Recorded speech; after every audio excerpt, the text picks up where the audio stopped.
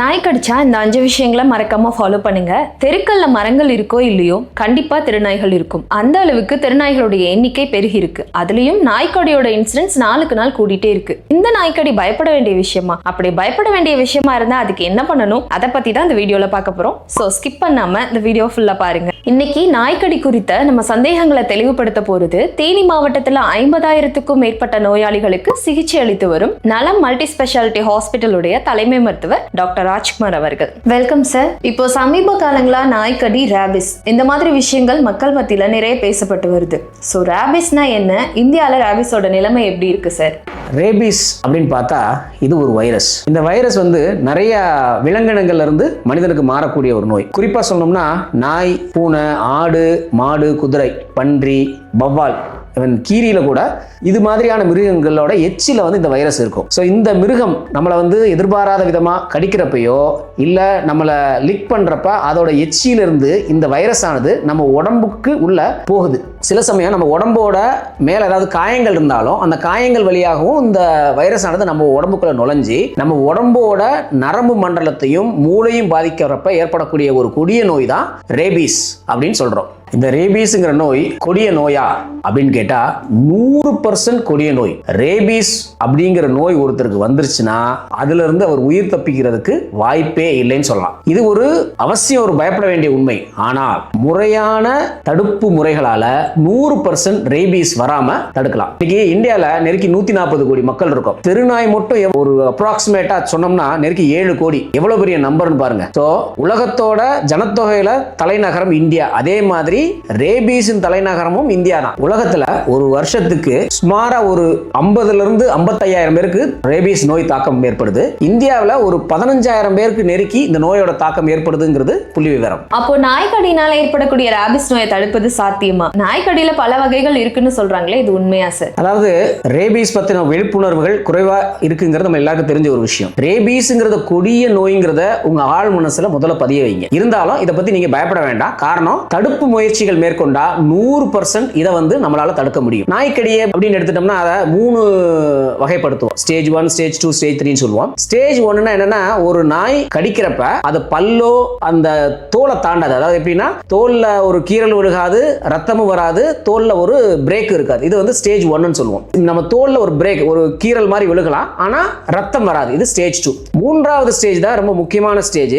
இதுல நாய் கடிக்கிறப்ப நம்ம ஸ்கின் பிரேக் ஆகி அந்த பிரேக்கான ஸ்கின் வழி ரத்தம் வரும். ரெண்டாவது, இந்த பிரேக்கான ஸ்கின் எந்த இடங்கள்ல இருந்தா ரொம்ப டேஞ்சரஸ் அப்படின்னு பார்த்தோம்னா தலை, முகம், கழுத்து, கை, பிறப்புறுப்புகள் இதுல எல்லாம் அந்த பிரேக்கேஜ் நடந்துச்சுன்னா ரொம்ப டேஞ்சரஸான ஒரு விஷயம். அது போக இந்த நாய் ரேபிஸ் உள்ள நாயா இருந்தா அதோட எச்சில ரேபிஸ்ங்கிற வைரஸ் இருக்கும். அந்த வைரஸ் நம்மளுடைய மியூக்கஸ் மெம்பரேன் நம்ம கண்ணு, நம்ம வாய்க்குள்ள இந்த வைரஸ் ஆனது நுழைஞ்சிச்சுனால் இதையும் ஸ்டேஜ் 3 அப்படின்னு சொல்லுவோம். இந்த 3 ஸ்டேஜ்ல பயப்பட வேண்டிய ஸ்டேஜ் குறிப்பா ஸ்டேஜ் 3. இது ஒரு கொடிய நோய்னு சொன்னீங்க டாக்டர். அப்போ இதுல இருந்து தப்பிக்கணும்னா ஏதாவது வழி இருக்கா சார்? அதாவது நாய் கடிச்சிருந்துச்சுன்னா முதல்ல செய்ய வேண்டியது என்னன்னா, அது கடிச்ச இடமா இருந்தாலும் சரி, எச்சில் பட்ட இடமா இருந்தாலும் சரி, அந்த இடத்த நம்ம கை கழுவுற சோப்பு வச்சு குறைஞ்சது 10 நிமிஷம்னாலும் அந்த இடத்த நல்லா கழுவணும். அதுக்கப்புறம் வீட்டில் இருக்கக்கூடிய ஏதாவது ஒரு ஆன்டிசெப்டிக், இந்த போவிடோன் ஐடன், இந்த பீட்டாடைன் சொல்றோம்ல, அது மாதிரி அந்த ஆன்டிசெப்டிக் எடுத்து அந்த இடத்த நல்லா கிளீன் பண்ணணும். அதுக்கப்புறம்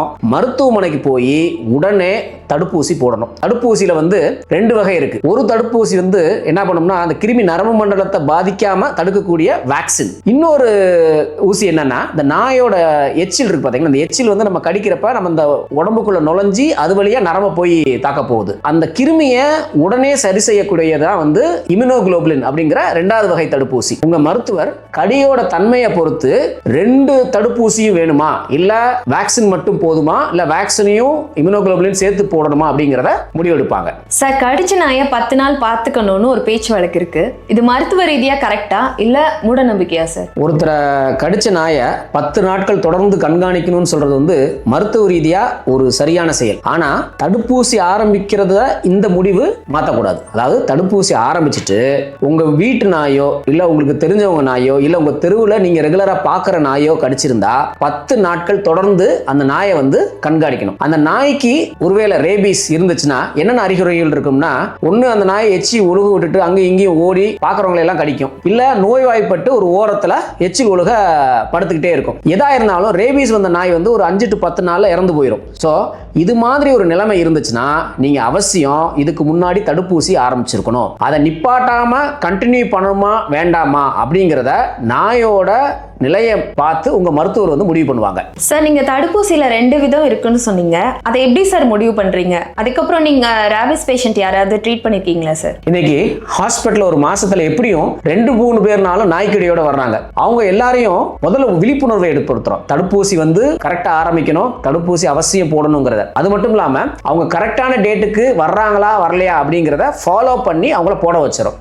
ஆக்சுவலா நான் தேனி வந்து 20 வருஷத்துல இது வரைக்கும் ஒரு ரேபிஸ் கேஸ் பார்த்ததில்ல. ஆனா சென்னையில எம்டி படுக்கிறப்ப பார்த்திருக்கோம். ரொம்ப ஒரு கொடூரமான ஒரு நோய். ஆக்சுவலா ஆரம்பிக்கிறப்ப தலைவலி, காய்ச்சல், உடம்பு வலி அப்படின்னு ஆரம்பிக்கும். குறிப்பா சொல்லணும்னா அந்த நாய் கடிச்ச இடத்துல வலி, எரிச்சல், மதமதப்பு, இதுதான் வந்து ஃபர்ஸ்ட் அறிகுறி ஆரம்பிக்கும். அதுக்கப்புறம் 2 விதமா இந்த நோய் மாறலாம். ஒன்னு வந்து அக்ரெசிவ் ரேபீஸ்னு சொல்லுவோம், இன்னொன்று வந்து பாரலைட்டிக் ரேபீஸ் அப்படிம்போம். அக்ரெசிவ் ரேபீஸ்னா நோய் தாக்கப்பட்ட பேஷண்ட் வந்து ரொம்ப ஒரு ஆக்ரோஷமா பதட்டமா இருப்பாங்க. அவங்களுக்கு ஏரோஃபோபியா, ஹைட்ரோஃபோபியா அப்படின்னு ஒரு பிரச்சனை ஏற்படும். ஃபோபியானா பயம், ஹைட்ரோஃபோபியானா ஹைட்ரோனா தண்ணி, ஸோ தண்ணிக்கு பயம், ஏர்னா காத்து, தண்ணிக்கும் காத்துக்கும் பயம் வரும். அவங்ககிட்ட நீங்க போய் ஒரு தண்ணி ஒரு கிளாஸ்ல கொடுத்தீங்கனாலோ இல்ல தண்ணியை காட்டினீங்கனாலே உடனே அளவுக்கு அதிகமான பயமும் ஈவன் தொண்டடைப்பு, ஃபிட்ஸ் கூட வந்துடும். அதே மாதிரி ஒரு பிரீஸ், ஒரு காத்து அவங்க மேல பட்டாலுமே அவங்க வந்து ஒரு பதட்ட நிலைக்கு போயிடுவாங்க, ஒரு கீழே விழுந்து உருளுவாங்க, ஆக்ரோஷமா கத்துவாங்க.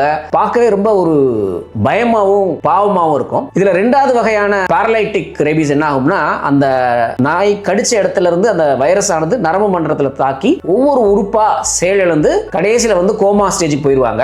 இதுல எந்த வகையா இருந்தாலும் இந்த நோய் ஏற்பட்டுச்சுன்னா இறப்புங்கிறத தவிர்த்து வேற எந்த ஒரு முடிவும் ஏற்படாது. இறப்பு 100% நடந்துரும். ஆனால் இந்த இறப்பை 100% தடுப்பூசி மூலம் தடுக்க முடியும். நீங்க கேட்ட மாதிரி தடுப்பூசியில 2 விதம் இருக்கு. இந்த 2 விதத்தை எப்படி முடிவு பண்றோம் அப்படின்னா, எல்லா கடியையுமே ரேபீஸ் இருக்கிற கடியா நினைச்சு தான் ட்ரீட் பண்றோம். சோ முதல்ல போடக்கூடியது வேக்சின். இன்னைக்கு வந்து செல் கல்ச்சர் வேக்சின் வந்திருக்கு. இதுல வந்து ரொம்ப பக்க விளைவுகள் கிடையாது. இத முதல் நாள், 3வது நாள், 7வது நாள், 14வது நாள், 28வது நாள், அதாவது கடியிலிருந்து இத்தனை நாட்கள்ல வந்து அந்த ஒரு 5 டோஸ் வேக்சின் போடுவோம். இது வந்து கையில இன்ட்ராமஸ்குலரா போடுவோம். ஒருவேளை கடிச்ச நாய் 10 நாளை தாண்டி நல்லா இருந்துச்சுன்னா, அந்த நாய்க்கு ஏற்கனவே வந்து வேக்சின் பண்ணியிருந்தாங்கன்னா முதல் 3 டோஸ் அதுக்குள்ள முடிச்சிருப்போம். அது 0, 3, 7 முடிச்சிருப்போம். சோ அதுக்கப்புறம் அந்த மிச்சம் இருக்கக்கூடிய 2 டோஸ் ஸ்கிப் பண்ணணுமா இல்ல போடணுமா அப்படிங்கறத வந்து உங்க மருத்துவர் முடிவு பண்ணுவாங்க. அது மாதிரி ஒரு தடவை வேக்சினேட் பண்ணிட்டாலே அடுத்த நாய்க்கடிகளுக்கு இதுவே ஒரு தடுப்பாயிரும். அந்த சமயத்துல ஒரு பூஸ்டர் டோஸ் போட்டா போதும், 5 டோஸையும் திருப்பி போடணுங்கிற அவசியம் கிடையாது. ஏற்கனவே சொன்ன மாதிரி 2 தடுப்பூசிகள். முதல்ல நான் சொன்னது வேக்சின், 2வது வந்து இம்யூனோகுளோபுலின். சோ இம்யூனோகுளோபுலின்ங்கிறது யாருக்கு யூஸ் பண்ணுவோம் அப்படின்னு பார்த்தா, 3ஆம் நிலை, அதாவது கடியில 3ஆம் நிலை நாய் கடிச்சு அந்த தோல்ல ஒரு பிரேக் விழுந்து ரத்தம் வருது, இல்ல கடித்த இடங்கள் வந்து முகம், தலை, கழுத்து, கை, பிறப்புறுப்புகள் இருந்தா, இல்ல அந்த எச்சில் கண்ணோ வாயில பட்டிருந்தா இம்யூனோகுளோபுலின் போட வேண்டியது ரொம்ப அவசியம். இன்னைக்கு இம்யூனோகுளோபுலின் வந்து குதிரையில இருந்து எடுக்கக்கூடிய ஒண்ணு, அப்புறம் ஹியூமன் இம்யூனோகுளோபுலின், மோனோக்ளோனல் ஆன்டிபாடிங்கிறது 3 வகைப்படுது. 3மே வந்து எஃபெக்டிவ் தான். ஆனா எதை போடணுங்கிறது அந்தந்த மருத்துவமனையை பொறுத்து எடுக்கக்கூடிய ஒரு முடிவு. இதை எப்படி யூஸ் பண்ணுவோம் அப்படின்னு பார்த்தா, இம்யூனோகுளோபுலினை கடிச்ச இடத்தை சுத்தி எவ்வளவு போட முடியுமோ, ஊசி வச்சு அந்த இடத்தை வந்து எவ்வளவு இன்ஃபில்ட்ரேட் பண்ண முடியுமோ அந்த அளவுக்கு இன்ஃபில்ட்ரேட் பண்ணிடுவோம். சோ இது எப்படி செயல்படுதுன்னா, இந்த இன்னாகுலேட் பண்றப்ப எச்சில் இருக்கக்கூடிய வைரஸ் வந்து அந்த கடிச்ச இடத்தை சுத்தி இருக்கும். சோ இந்த இம்யூனோகுளோபுலின் அந்த இடத்தை செலுத்துறப்ப அந்த இம்யூனோகுளோபுலின்ல இருக்கக்கூடிய ஆன்டிபாடி போய் என்ன பண்ணும், அந்த வைரஸ் அந்த இடத்திலே வந்து நியூட்ரலைஸ் பண்ணிடும். சோ அதனால அந்த வைரஸ் அந்த இடத்தை தாண்டி நரம்பு மண்டலத்துக்கு போகாம அந்த இடத்தை நம்ம தடுத்துறோம். ஆனா இந்த வேக்சின், இந்த இம்யூனோகுளோபுலின் எல்லாமே மருத்துவ வசதி இருக்கிற இடத்துல தான் நீங்க போடணும். அதுக்கப்புறம் உங்க எல்லாருக்கும் ஒரு கேள்வி வரும், எப்ப போடணும் அப்படின்னு பார்த்தோம்னா, ஜெனரலா இந்த இம்யூனோகுளோபுலின்லாம் எப்ப எஃபெக்டிவா இருக்கும்னா, ஃபர்ஸ்ட் டே 0 டோஸ்னு சொல்லுவோம். சோ வேக்சின் வேக்சின் இம்யூனோகுளோபின் எல்லாமே வந்து ஃபர்ஸ்ட் டேல போடணும். ஒருவேளை நீங்க மருத்துவ ஃபெசிலிட்டியை ஆக்சஸ் பண்ண முடியல, இல்ல ரிமோட் இடத்துல அந்த நாய்க்கடி நடந்துருச்சுன்னா 7 நாள் வரைக்கும் யூஸ் பண்ணலாம். பட் 7 நாள்ல தாண்டின பிறகு இம்யூனோகுளோபின் வந்து பெருசா எஃபெக்ட் இருக்காது. சார், நிறைய பேர் தடுப்பூசிக்கு பயந்துகிட்டு நாய் கடிச்ச புண்கள் மேல மூட நம்பிக்கையான மஞ்சள் இல்ல மிளகாய் தூள் வைக்கிறாங்க. அதை பத்தி நீங்க என்ன நினைக்கிறீங்க? ஒரு 5 பாயிண்ட்ஸ் நாய்க்கடி சிகிச்சையை சுருக்கமா சொல்ல முடியுமா சார்? கண்டிப்பா இப்படி மூட நம்பிக்கை சிகிச்சைகள் செய்யக்கூடாது. ரெண்டாவது, வேக்சின் வலிக்குமா அப்படின்னு கேட்டா, ஒரு சாதாரண காய்ச்சல் தலைவலிக்கு போடுற ஊசிக்கு எந்த அளவு வலி இருக்குமோ அவ்வளவு வலி தான் இருக்கும். பயப்பட வேண்டியது கிடையாது. 5 பாயிண்ட்ல நாய்க்கடி சிகிச்சையை பத்தி சொல்லணும்னா,